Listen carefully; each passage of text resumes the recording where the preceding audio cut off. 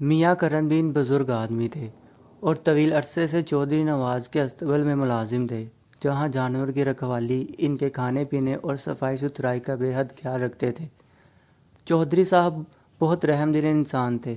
گاؤں کے لوگوں کے ساتھ ساتھ وہ اپنے جانوروں سے بھی بہت محبت کرتے تھے اور ان کو کسی تکلیف میں نہیں دیکھ سکتے تھے۔ جانور بھی ان کی بات سمجھتے تھے۔ ایک دن کرم دین نے آ کر چودھری صاحب کو بتایا کہ ان کی پسندیدہ گائے بوڑھی چارہ نہیں کھا رہی ہے۔ چودھری صاحب تڑپ کر اٹھے اور حکم دیا کہ جا کر حکیم صاحب کو لے آئے۔ وہ خود بڑی دیر تک بوڑھی کو پچکارتے رہے مگر اس نے چارے کی طرف دیکھا تک نہیں۔ اس دوران حکیم صاحب بھی پہنچ گئے۔ انہوں نے بوڑھی کا مکمل معائنہ کیا اور بتایا کہ وہ بالکل ٹھیک ہے، نہ جانے کیا وجہ ہے۔ حکیم صاحب نے کریم دین سے سوال کیا، تم تو جانور کا بڑا خیال رکھتے تھے، آج کوئی اور تو جانور پر مقرر نہیں تھا؟ کرم دین نے کہا، جی ہاں حکیم صاحب، آپ بالکل ٹھیک کہہ رہے ہیں۔ آج مجھے جانور کا چارہ لینے منڈی جانا تھا۔ میں نے دوسرے ملازم مراد سے جانوروں کا خیال رکھنے کو کہا تھا۔ حکیم صاحب نے فوراً مراد کو بلوایا اور اس سے پوچھا، تم جانوروں کی دیکھ بھال کس طرح کرتے ہو؟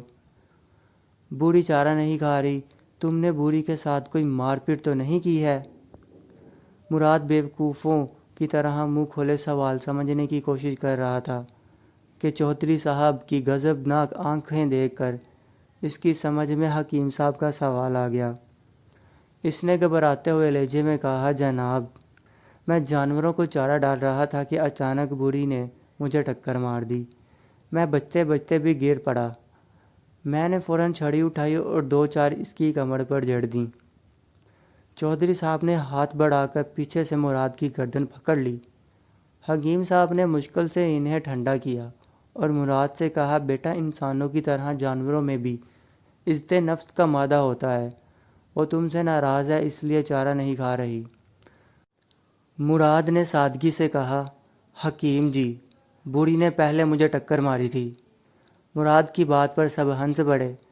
حکیم صاحب نے مسکراتے ہوئے کہا، بیوقوف انسان، جانور چونکہ بے زبان ہوتے ہیں تو وہ خوشی یا پیار میں ٹکر مارتے یا لپٹتے ہیں۔ بوڑھی نے تمہیں ہلکی سی ٹکر ماری تھی، خود اگر وہ یہ غصے میں ہوتی تو ایسی بری طرح ٹکر مارتی کہ تم اٹھ بھی نہیں سکتے تھے۔ اب ہم لاکھ کوشش کر لیں وہ کچھ نہیں کھائے گی جب تک تم اس سے معافی نہ مانگو۔ مراد بے حد شرمندہ تھا۔ اس نے چودھری صاحب سے معذرت کی اور بوڑھی کو پیار کرنے لگا۔ بوڑھی نے اچانک گردن گھمائی، مراد اچھل کر پیچھے ہٹ گیا۔ سب ہنس پڑے اور بوڑھی نے چارہ کھانا شروع کر دیا۔ معزز ناظرین، یقیناً آپ اپنی زندگی کے خوب مزے لوٹ رہے ہوں گے۔ آپ اگر میری اس ویڈیو کے اس حصے تک پہنچ گئے ہیں تو میری ویڈیو کو لائک، شیئر اور سبسکرائب کرنا نہ بھولیے گا۔ خدا نگہبان۔